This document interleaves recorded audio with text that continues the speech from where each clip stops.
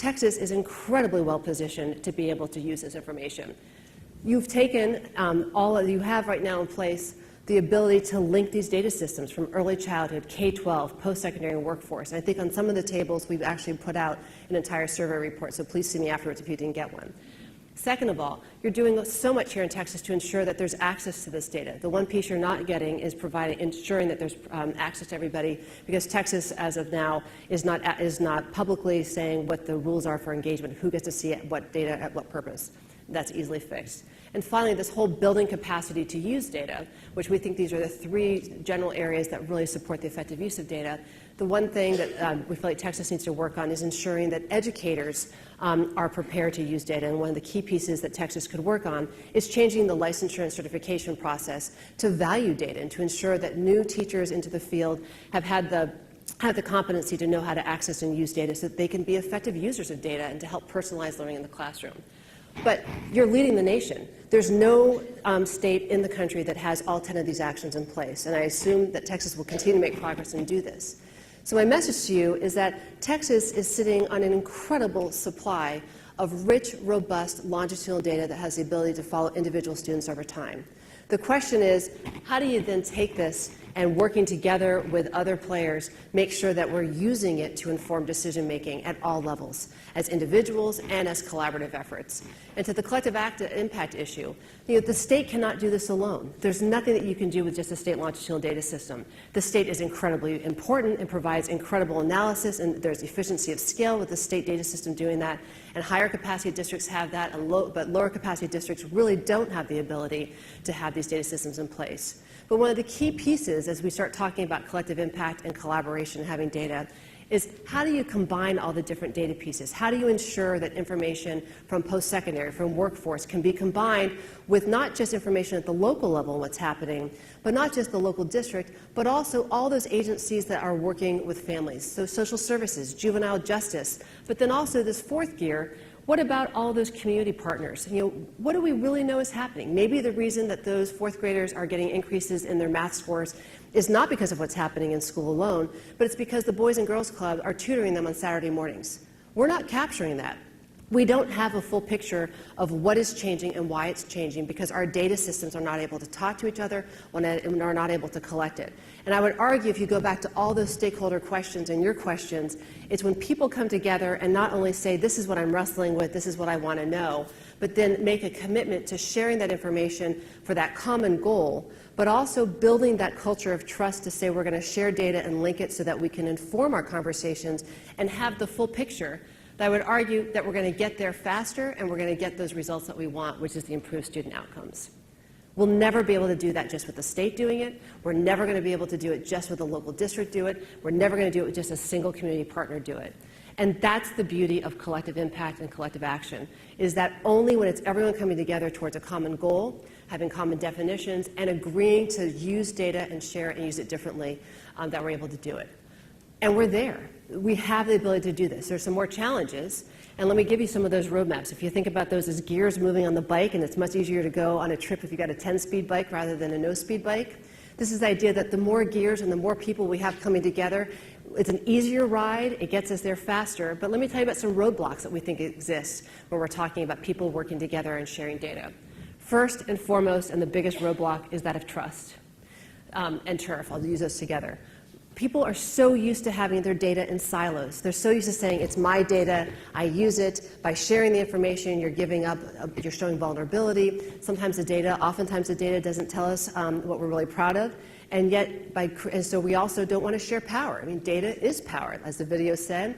And sometimes by sharing our data, it's as synonymous with sharing power. And so this issue of turf and trust, of how do we start breaking down those silos, and instead of thinking this is my goal, this is my data, instead saying, wait a second, we're sharing a goal, we've got to share and link our data to make sure that we're working with the best information possible, linking that information and going forward. And the trust issue is absolutely the biggest barrier. People to this day have said the data is not valuable, I can't trust it, I don't know where it came from. We've got to address this and say this is a rational concern, especially for educators who for so long feel like they have been beaten up by this hammer of data, and instead help them understand that this data, when used in a safe environment, very much can be that flashlight to shine a light and be a tool for them to use. There are technical issues, especially as we're talking about the collective impact piece. Privacy issues, confidentiality, security. How do we make sure that we're doing everything possible to ensure that this data is safe, especially when we're asking people to share it, to be public with some of this, while always protecting personally identifiable information? It has to be critical. But also, we've got the technical issues of literally how do these data systems talk to each other? Jeff will talk, I know, in the breakout session about how hard it is to get not just district and state data systems to talk to each other, but figuring out how do you get social services, workforce data systems at the local level to talk to each other, let alone bringing in those community-based organizations. And then finally, the issue of time.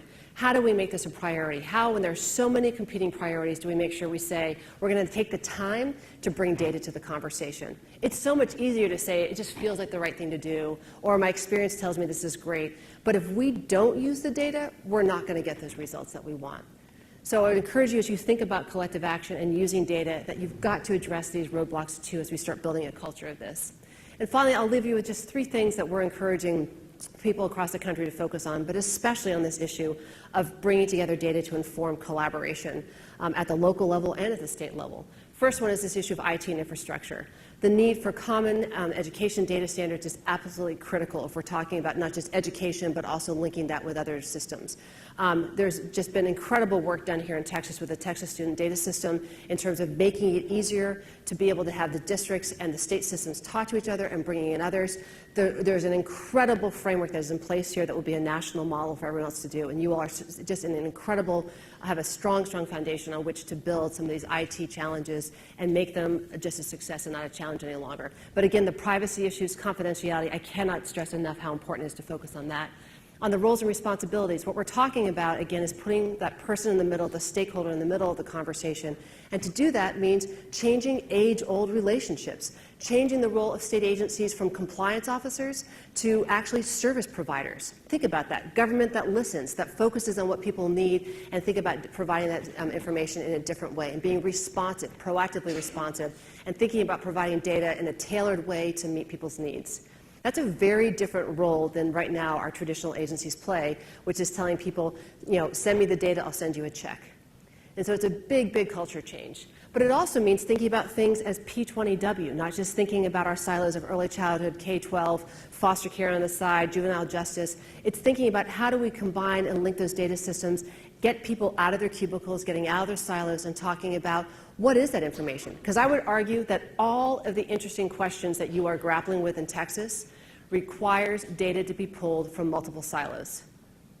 You can't answer those really nitty-gritty priority questions by pulling information from one single data source anymore. And that's why you need to change the roles and responsibilities. And finally, I would urge you, as you think about collaboration and collective impact, is how do you focus on the people? Because if people aren't at the center of this conversation, then it's data for data's sake. You've built fancy data systems, and it's not meeting anyone's needs. And that's the real heart and soul of this. How do you ensure that the data that you've collected here in Texas is meeting the needs of the people of Texas? Because if your data system isn't meeting the needs of Texans and it's not providing value, it's not worth investing in. And my argument to you is you all have set an incredible foundation. You are sitting in an incredible place, and there's such incredible leadership that you have not just shown in the last year, but in the last 20 years as a national model for how to change the use of data in education. So I look forward to watching you continue to do this, and thank you for the time today. So, George, back to you.